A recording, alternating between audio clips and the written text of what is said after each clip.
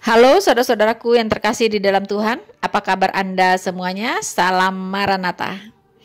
Teman-teman, kali ini saya ingin membahas sedikit tentang cara penyelesaian tindakan-tindakan intoleransi dan diskriminasi, intimidasi yang dilakukan oleh kelompok-kelompok intoleran. Itu cara penyelesaiannya sangat membuat sakit gigi, teman-teman. Mengapa?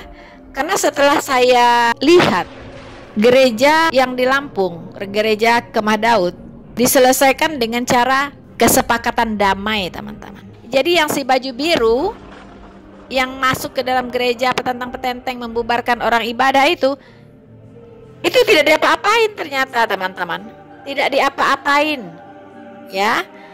Mungkin dengan materai 10.000 selesai. Ya, dengan judul sudah dimediasi, begitu teman-teman ya, biasa.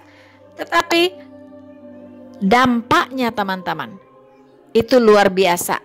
Kalau penyelesaiannya dengan cara seperti itu, dampaknya ya, di mana orang-orang lain tidak akan takut melakukan hal yang sama.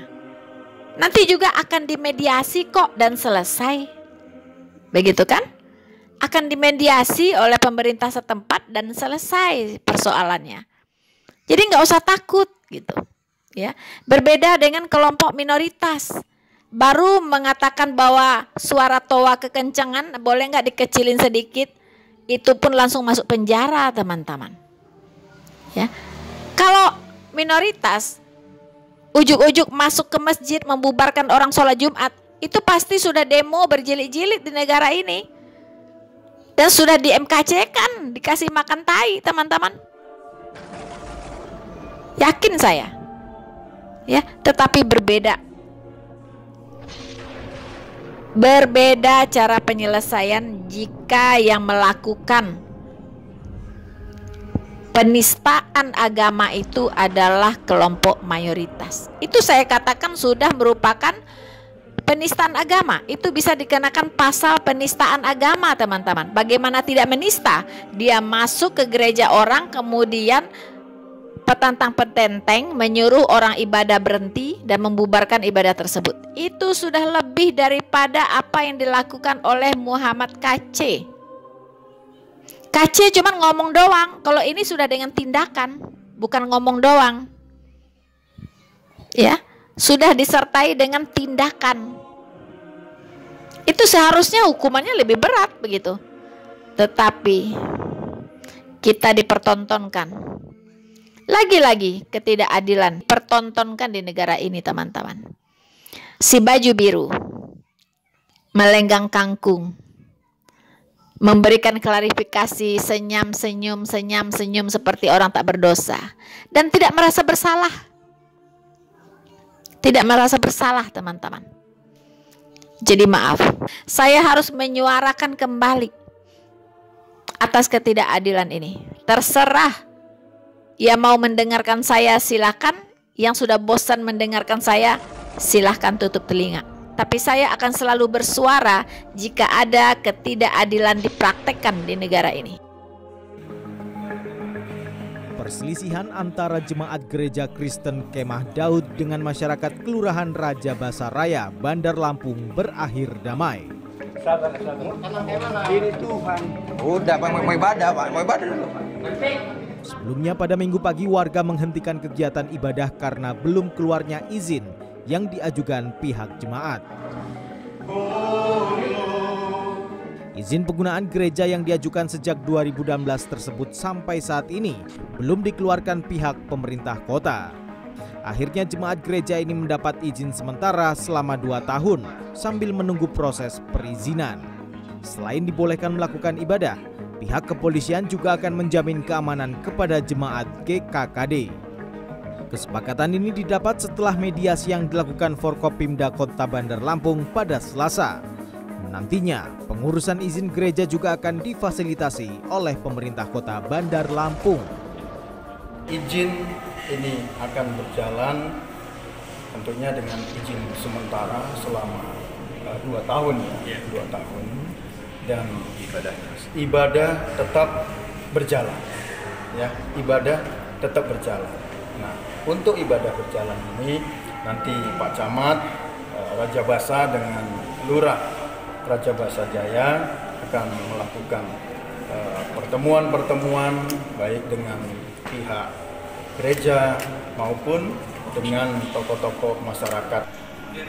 Pemerintah Kota Bandar Lampung saat ini masih menunggu rekomendasi Forum Kerukunan Umat Beragama atau FKUB Kota Bandar Lampung terkait verifikasi perizinan pembangunan gereja tersebut.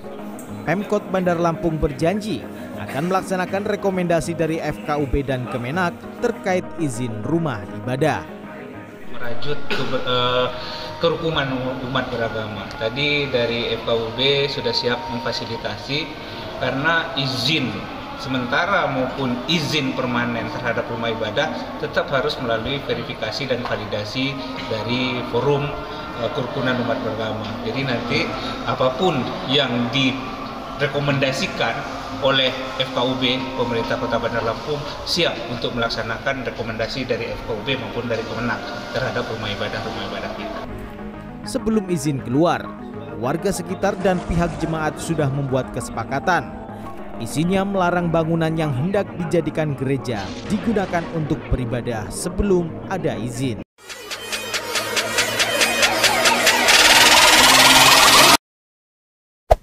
Hey there.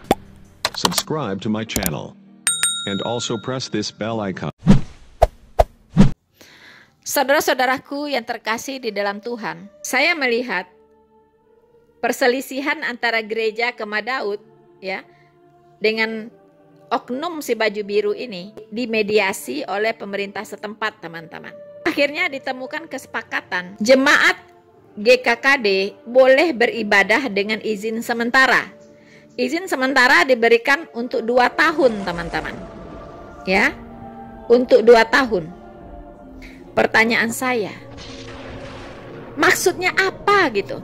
Memberikan izin sementara untuk 2 tahun.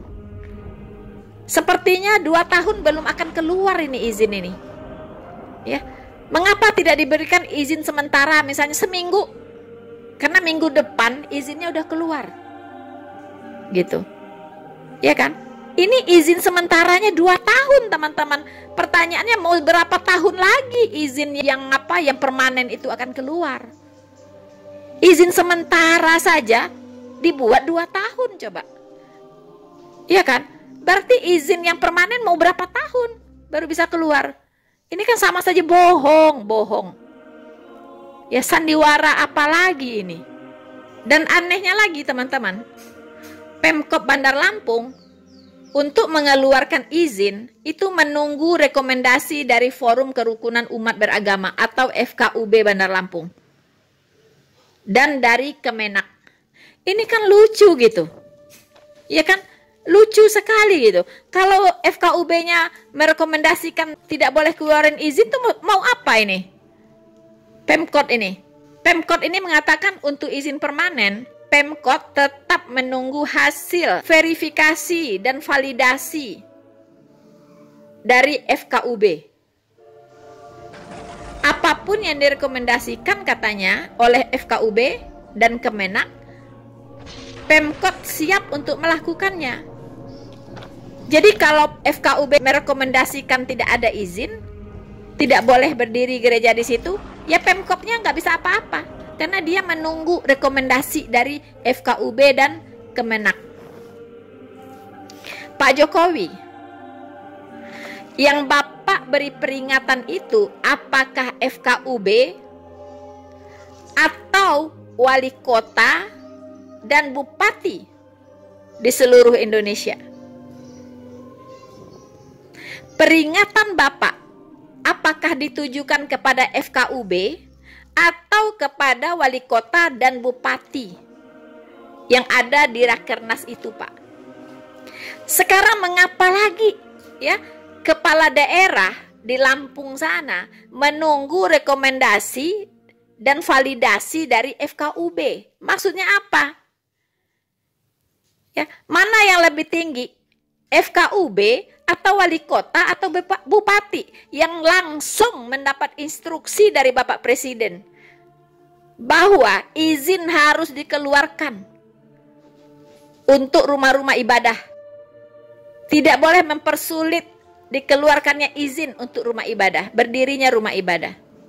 Sekarang wali kota Bapak, bupati Bapak, mungkin gubernur Bapak menunggu rekomendasi dari FKUB. Yang lebih berkuasa yang mana? Yang stratanya lebih tinggi yang mana? Bukankah wali kota dan bupati langsung menerima mandat dari Bapak Presiden untuk memberikan izin gereja, untuk memberikan hak kepada semua umat beragama bebas beribadah? Sekarang apa yang terjadi, Pak, di lapangan?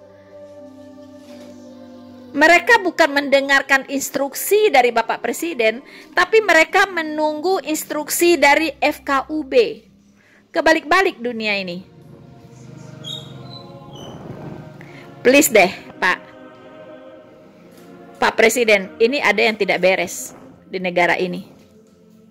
Ada yang tidak beres. Tolong Bapak tatar kembali.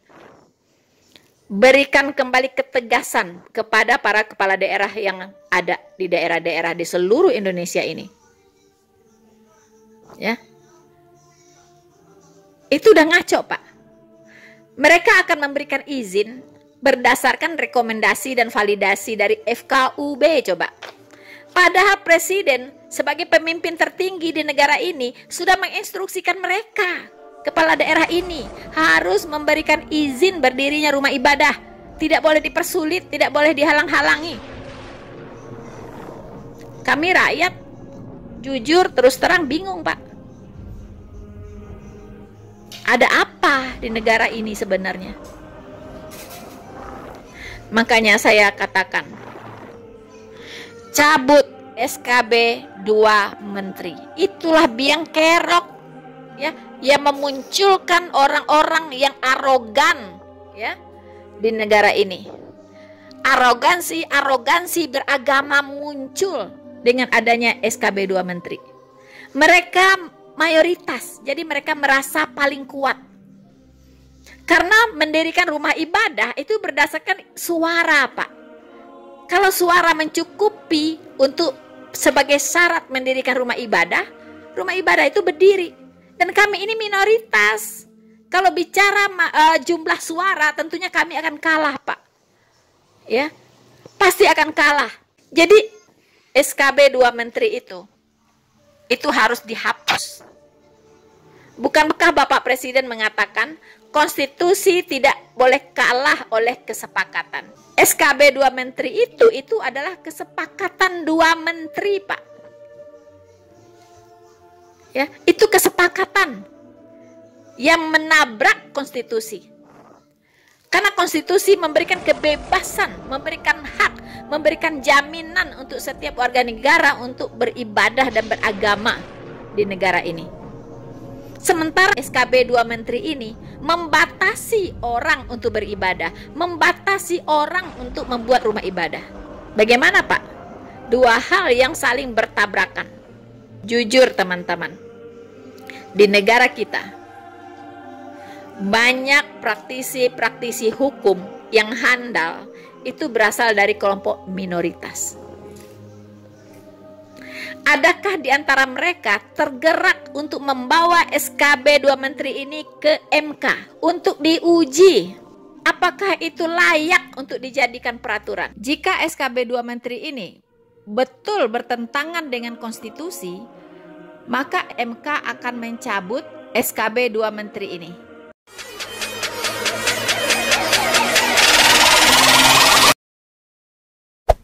Hey there. Subscribe to my channel. And also press this bell icon.